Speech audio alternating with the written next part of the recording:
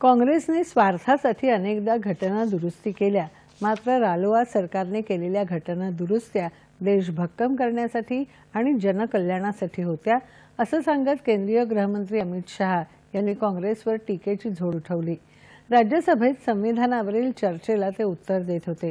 पहिली घटना दुरुस्ती पंडित जवाहरलाल नेहरू यांनी केली, असं सांगत इंदिरा गांधी आणि काँग्रेसने संविधानाची अनेकदा पायमल्ली केली याकडे त्यांनी लक्ष वेधलं।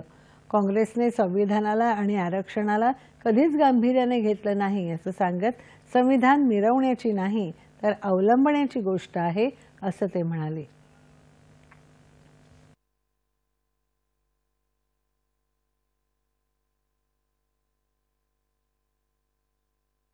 भाजपा ने 16 साल राज किया, माननीय 6 साल अटल जी ने किया, 10 साल मोदी जी ने किया और 5 साल और मोदी जी करें। एक प्रकार से 16 साल हमने शासन किया। 16 साल में हमने 22 बार संविधान बदला, संविधान के अंदर परिवर्तन की, और कांग्रेस ने 55 साल करा और 55 साल में 77 परिवर्तन कांग्रेस ने भी किए, कांग्रेस के शासन में भी हुए। अब भारतीय जनता पार्टी और कांग्रेस दोनों ने परिवर्तन किए।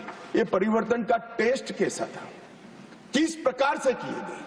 संवैधानिक प्रक्रिया से भी परिवर्तन होते हैं और संविधान को तोड़ मरोड़ कर फॉर्मेलिटी कर कर भी परिवर्तन कर सकते हैं।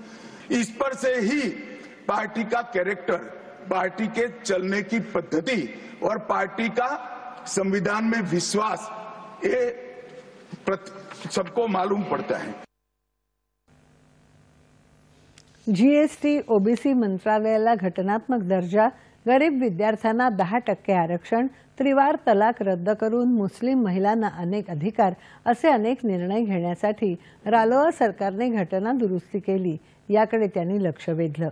कोणतेही आरक्षण धर्माच्या आधारावर देता येणार नाही अशी तरतूद संविधानामध्ये असताना काँग्रेस शासित 2 राज्यात मात्र घटनाबाह्य पद्धतीने हे आरक्षण देण्यात आले आहे। मात्र आम्ही धर्माच्या आधारावर कधीही आरक्षण देणार नाही, असं शहा यांनी सांगितलं। भाजपा शासित राज्यात समान नागरी कायदा लागू करण्याचा भाजपचा निर्धार व्यक्त करत देशात समान नागरी कायदा लागू करण्याबाबत काँग्रेसने भूमिका स्पष्ट करावी, असं ते म्हणाले। कि संविधान सभा समाप्त होने के बाद, चुनाव होने के बाद पहले प्रधानमंत्री जवाहरलाल नेहरू जी मुस्लिम पर्सनल लॉ लेकर आए और यूसीसी नहीं आया।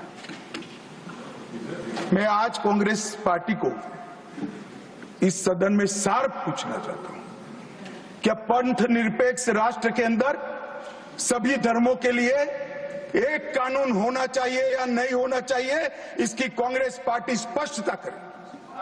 क्या आप मुस्लिम पर्सनल लॉ का समर्थन करते हैं? और मान्यवर, इससे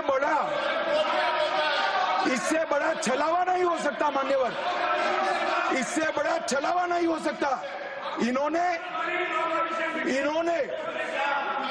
हिंदू कोड बिल भी ला दिया। हिंदू कोड बिल उठाकर देख लिए। हम तो नहीं चाहते कि हिंदू न्याय शास्त्र के आधार पर इस देश का कानून बने। अभी के जीवन के मूल्यों के आधार पर कानून बनना चाहिए। देशात हुकुमशाही वृत्ती मोडीत काढत अनेक परिवर्तन घडवण्याचं जनतेने लोकशाहीच्या माध्यमातून केलेलं काम संविधानाचं खरं सौंदर्य आहे, असं ते म्हणाले।